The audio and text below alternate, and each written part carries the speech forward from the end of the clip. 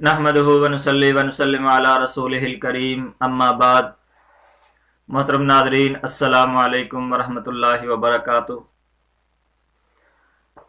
आज मैं आप हजरात के सामने लैलतुल क़द्र यानी शब कद्र के मुताल्लिक़ चंद अहम उन्वानात पर गुफ्तगू करूँगा। तो आए सबसे पहले वो उन्वानात देख लेते हैं। नंबर 1 है शब कद्र का माना। नंबर 2 शब कद्र का पस मंज़र। और नंबर 3 शब कद्र के फ़ज़ाइल। नंबर 4 शब कद्र की ताज़ीन ना होने का सबब और हिकमत। नंबर 5 शब कद्र की अलामात। और नंबर 6 शब कद्र की दुआ। और आखिर में 2 फ़ायदे इंशाअल्लाह ज़िक्र करूँगा। तो आए सबसे पहले देखते हैं शब कद्र का माना क्या है। तो शब कद्र का माना है, यानी शब तो रात को कहते हैं, कद्र का माना होता है अज़मत, शराफत। तो मतलब यह हुआ कि अज़मत, शराफत और इज़्ज़त वाली रात। हज़रत अबू बकर वर्राक रहमहुल्लाह फरमाते हैं कि लैलतुल क़द्र को शब कद्र इस वजह से भी कहा जाता है कि इंसान जो अपनी बदआमालियों के सबब और अपनी बेअमलियों के सबब वो कोई कदर व कीमत नहीं रखता, इस रात के अंदर वो भी तौबा करने के साथ, इस्तिग़फ़ार करने के साथ, इबादत करने के साथ वो भी अपनी कदर मंज़िलत बना सकता है, अपनी इज़्ज़त और अज़मत बना सकता है अल्लाह ताला के यहाँ जब वो तौबा करेगा। अब आए शब कद्र के पस मंज़र या शान नुज़ूल भी कह सकते हैं कि ये शब कद्र अल्लाह ताला ने जो ख़ास तोहफ़ा दिया मुसलमानों को, आप अलैहिस्सलातु वस्सलाम को, अपनी उम्मत के लिए, इसका क्या सबब बना, कैसे ये तोहफ़ा मिला। तो इसके मुताल्लिक़ 2 रिवायतें मैं ज़िक्र करूँगा। नंबर 1, बाद रिवायात से मालूम होता है कि नबी करीम सल्लल्लाहु अलैहि वसल्लम ने बनी इसराइल के एक शख्स का जिक्र फरमाया और फरमाया कि 1000 महीने तक वो जिहाद करता रहा। सहाबा किराम रिज़वानुल्लाहि ताला अलैहिम अजमाइन को बड़ा रश्क हुआ। तो उसी की तलाफ़ी के लिए अल्लाह ताला ने इस शब कद्र को जो है ना वो उसका नुज़ूल फरमाया और फरमाया तुम्हारे लिए भी एक रात है। दूसरी रिवायत वो ये है कि नबी करीम सल्लल्लाहु अलैहि वसल्लम ने बनी इसराइल के 4 बुजुर्ग यानी 4 पैगंबर, जिनमें हजरत ज़करिया अलैहिस्सलातु वस्सलाम, हजरत अय्यूब अलैहिस्सलातु वस्सलाम, हजरत हिज़कील अलैहिस्सलाम, हजरत यूशा अलैहिस्सलातु वस्सलाम, इनके बारे में फरमाया कि ये 80 बरस तक अल्लाह ताला की इबादत में मशगूल रहे और पल झपकने के बराबर भी उन्होंने अल्लाह ताला की नाफरमानी नहीं की। तो इस पर भी सहाबा किराम रिज़वानुल्लाहि ताला अलैहिम अजमाइन को हैरत हुई। तो हज़रत जिब्रील, फिर अल्लाह ताला ने इस वजह से हज़रत जिब्रील अलैहिस्सलातु वस्सलाम को भेजा और ये सूरत लैलतुल क़द्र जो है उसको उन्होंने आप अलैहिस्सलातु वस्सलाम के सामने पढ़ा, यानी वही नाज़िल हो गई। तो इस वजह से जिक्र किया कि पहले ज़माने के अंदर लोग इस तरह इबादत करते रहे, इतनी लंबी इबादत करते रहे, तो अल्लाह ताला ने उम्मत मुहम्मदिया पर कितना बड़ा इनाम किया, अपने फजल वाला मामला फरमाया कि तुम्हें इतनी लंबी इबादत करने की ज़रूरत नहीं है। तुम अगर सिर्फ एक रात खड़े हो जाते हो अल्लाह के सामने, अल्लाह ताला की बारगाह में सजदा रेज़ हो जाते हो, आजिज़ी करते हो, अल्लाह ताला के सामने गिड़गिड़ाते हो, तो वो सारा जो है उन जितना सवाब आपको भी मिल सकता है। تو یہ تھا پس منظر یا شان نزول کہہ سکتے ہیں۔ اب تیسری بات کی طرف آئیں کہ شب قدر کے فضائل، لیلۃ القدر کے فضائل، تو اس میں بھی میں آپ حضرات کے سامنے 3 روایات ذکر کروں گا۔ اس کی فضیلت کے بارے میں زیادہ لمبی چوڑی میں تفصیل نہیں ذکر کروں گا کیونکہ ٹائم کم ہوتا ہے۔ پہلی روایت حضرت ابو ہریرہ رضی اللہ تعالیٰ عنہ کی روایت ہے کہ ان ابی ہریرہ رضی اللہ تعالیٰ عنہ قال قال رسول اللہ صلی اللہ علیہ وسلم من قام لیلۃ القدر ایمانا و احتسابا غفر له ما تقدم من ذنبه۔ حضرت ابو ہریرہ رضی اللہ تعالیٰ عنہ سے روایت ہے، رسول اللہ صلی اللہ علیہ وسلم نے ارشاد فرمایا کہ جس نے لیلۃ القدر کی رات کا قیام کیا ایمان کی حالت میں، ایمان رکھتے ہوئے اور ثواب کی امید رکھتے ہوئے، تو اللہ تعالیٰ اس کے پچھلے سارے گناہ معاف کر دیں گے۔ تو یہ حضرت ابو ہریرہ رضی اللہ تعالیٰ عنہ سے مروی ہے۔ دوسری روایت حضرت انس رضی اللہ تعالیٰ عنہ سے ہے، وہ فرماتے ہیں کہ شب قدر میں حضرت جبریل علیہ السلام فرشتوں کی ایک جماعت کے ساتھ زمین پر اترتے ہیں، اور اس شخص کے لیے جو کھڑے بیٹھے کسی بھی طرح سے اللہ تعالیٰ کا ذکر کر رہا ہو اور عبادت میں مشغول ہو، اس کے لیے دعائے مغفرت کرتے ہیں۔ یہ شب قدر کی بات ہو رہی ہے، اور بہت سی احادیث میں، یہ جو تیسری روایت ذکر کرنے لگا ہوں اس کا خلاصہ، کہ بہت سی احادیث میں اس بات کی بھی تصریح کی گئی ہے کہ جبریل علیہ السلام تمام فرشتوں کو کہتے ہیں کہ ہر ذاکر اور شاغل، یعنی جو اللہ تعالیٰ کی عبادت میں مشغول ہے، اس کے گھر میں جائیں اور اس کے ساتھ مصافحہ کریں۔ اب دیکھ لیں خود بھی کہ اس رات کے اندر پورے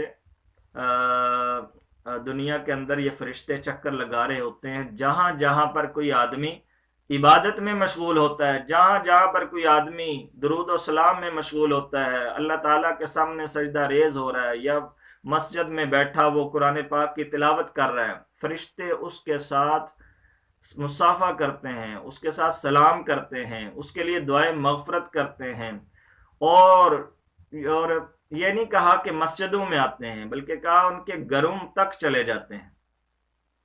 تو بہرحال یہ مختصر سے 3 روایتیں میں نے آپ حضرات کے سامنے ذکر کر دی ہیں۔ تو اللہ تعالی ہمیں بھی اس رات کو کھڑا ہونے کی توفیق عطا فرمائے اور اپنی عبادت کے لیے قبول فرمائے۔ اب آئیں شب قدر کی تعیین نہ ہونے کا سبب، چوتھا عنوان تھا، چوتھا پوائنٹ۔ تو پہلے روایت سن لیں۔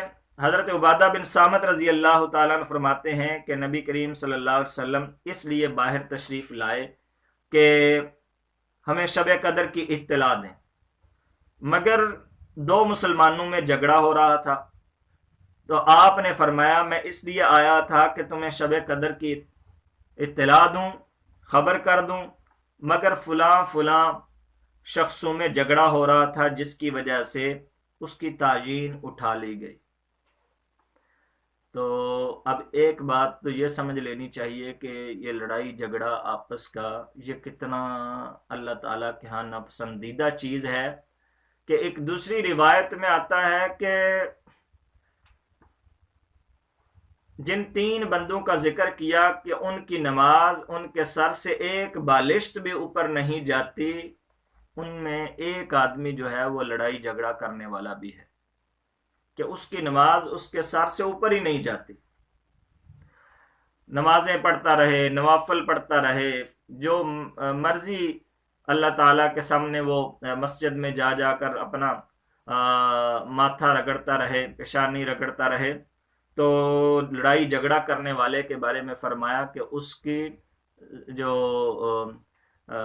نماز ہے وہ ایک بالشت بھی سر سے اوپر جاتی نہیں، یعنی قبول ہی نہیں ہوتی۔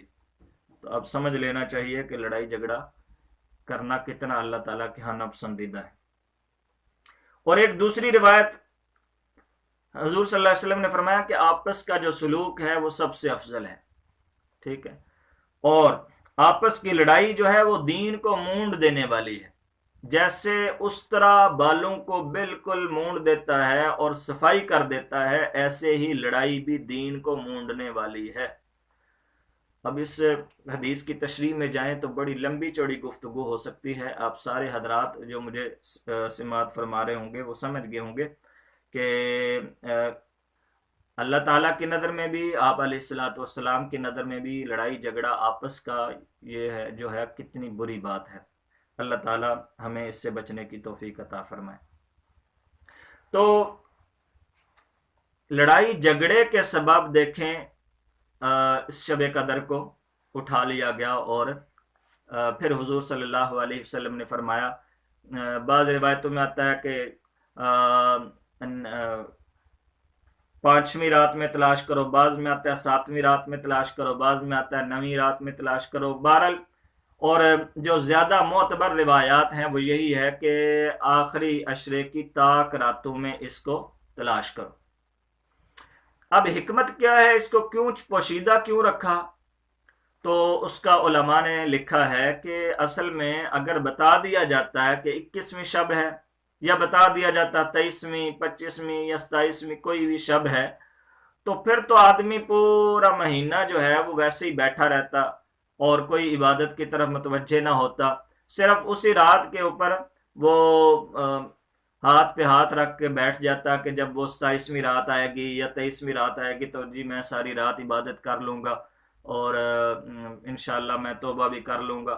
تو اس وجہ سے سارا مہینہ وہ ضائع کر دیتا، وہ عبادت نہ کرتا رات کو، جو کہ اچھی بات نہیں ہے۔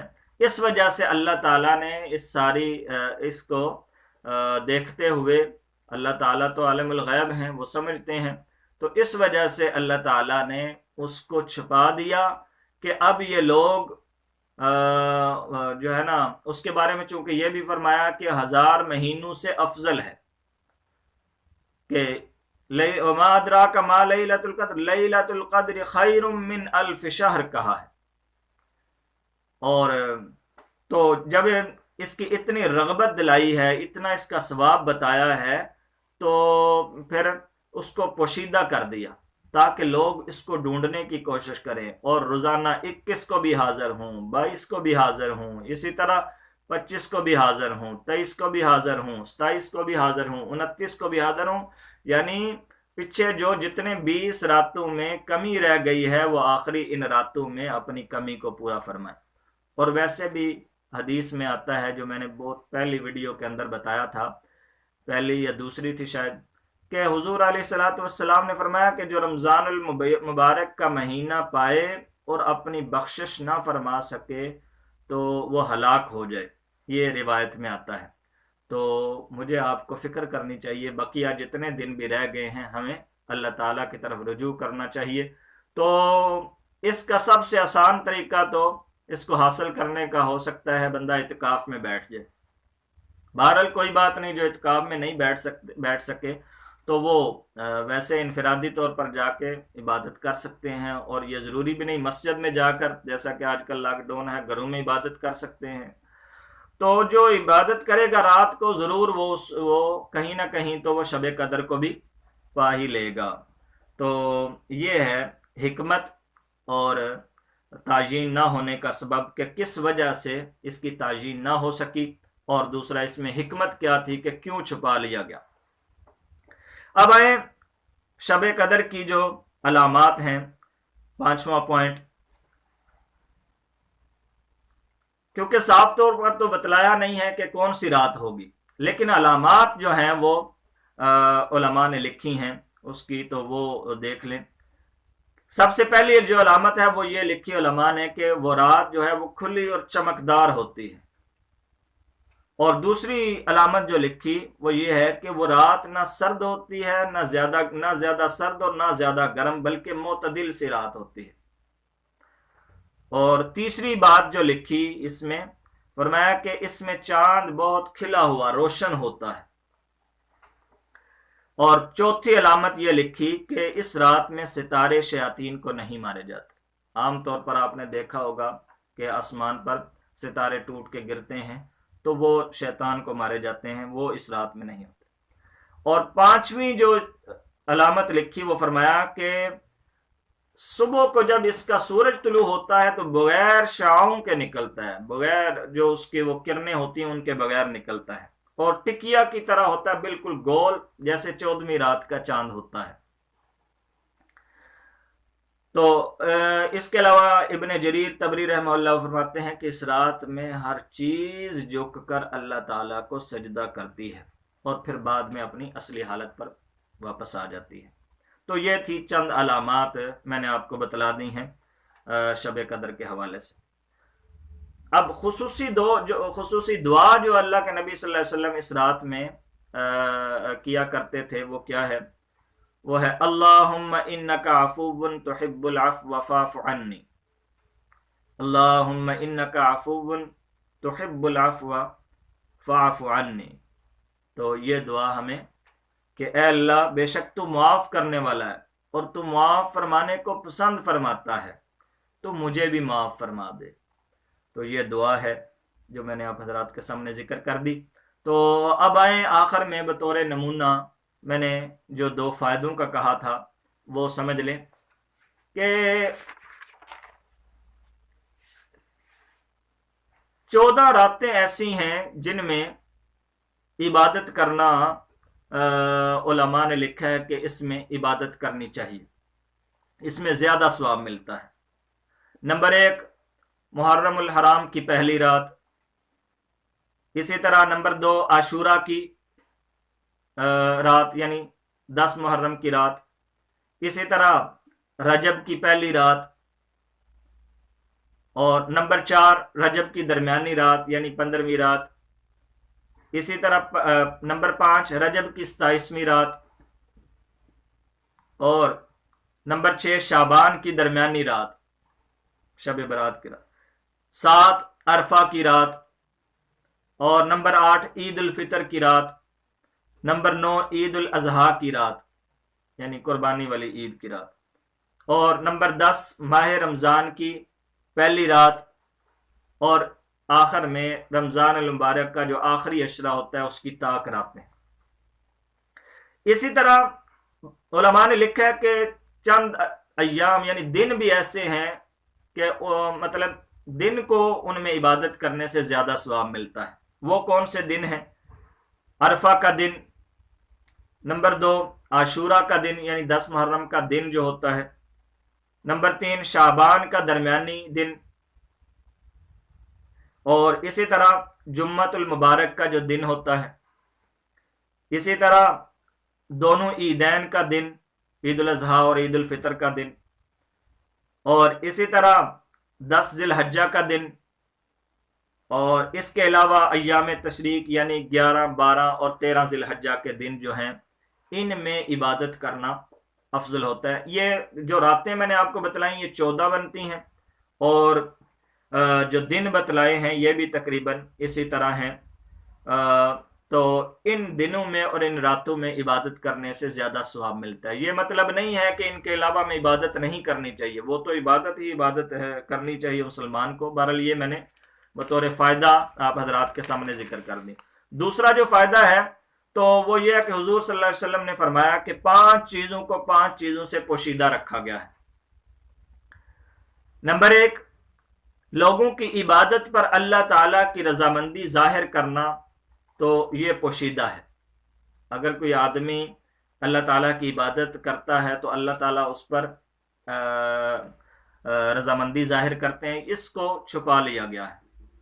نمبر 2 گناہوں پر اپنے غضب اور غصہ کے ظاہر کرنے کو اللہ تعالیٰ نے اس کو بھی چھپا لیا۔ اگر کوئی آدمی گناہ کرتا ہے تو اس پر غضب، آپ نے دیکھا ہوگا لوگ کتنے کتنے گناہ کرتے ہیں، اللہ تعالیٰ کا غضب نازل نہیں ہوتا، تو جسے کہا جاتا ہے اللہ تعالیٰ کی لاٹھی بڑی بے آواز ہے، تو اس کو اللہ تعالیٰ نے چھپا لیا ہے۔ اللہ تعالیٰ اپنے فضل والا معاملہ بھی فرما سکتے ہیں۔ اور نمبر 3 وسطی نماز کو دوسری نمازوں سے پوشیدہ رکھا ہے، جیسے قرآن پاک میں آتا ہے حافظوا علی الصلوات والصلاۃ الوسطی، تو یہ درمیانی نماز۔ بعض علماء نے اس کو عصر کی نماز کہا، بعض علماء نے ظہر کی نماز کہا، اس میں مختلف اقوال ہیں۔ نمبر 4 اللہ تعالیٰ کے جو دوست ہیں ان کو عام لوگوں کی نظروں سے یہ اللہ تعالیٰ نے پوشیدہ رکھا ہے. کون اللہ تعالیٰ کا دوست ہے؟ یہ آپ نے دیکھا ہوگا بعض عام پھٹے پرانے لوگ بھی ہوتے ہیں, کپڑے پہننے والے لوگ ہوتے ہیں, وہ اللہ تعالیٰ کے ہاں دوست ہوتے ہیں. بہرحال ہمیں نہیں پتا ہوتا, تو کوئی بھی ہو سکتا ہے. تو بہرحال اس کو پوشیدہ رکھا. اور نمبر 5, رمضان کے مہینے میں شب قدر کو اللہ تعالیٰ نے پوشیدہ رکھا ہے. وہ نہیں بتایا کہ کون سی رات ہوگی, ہاں بس کہا آخری طاق راتوں میں تلاش کر لیں, آخری عشرہ کی طاق راتیں. تو بہرحال یہ چند پوائنٹ تھے, چند عنوانات تھے جن پر میں نے آپ حضرات کے سامنے شب قدر کے حوالے سے مختصراً گفتگو کی ہے. میں نے آپ کو تقریباً بہت ساری ویڈیو کے اندر بتایا ہے کہ یہ جو میں ذکر کرتا ہوں, مسائل بیان کرتا ہوں, یہ بالکل اختصار کے ساتھ میں ذکر کرتا ہوں. کئی دفعہ تو صرف روایتیں ذکر کر دی جاتی ہیں, ان کی تفصیل زیادہ بیان نہیں کی جاتی کیونکہ وہ بالکل واضح بھی ہوتی ہیں اور ہمارے پاس اتنا ٹائم بھی نہیں ہوتا کہ ہم اس کو ذکر کر سکیں تفصیل کے ساتھ. تو انشاءاللہ نئی ویڈیو کے ساتھ پھر ایک دفعہ آپ حضرات کے سامنے حاضر خدمت ہوں گا. تب تک کے لیے مجھے اجازت دیجیے. اللہ حافظ. السلام علیکم ورحمۃ اللہ وبرکاتہ.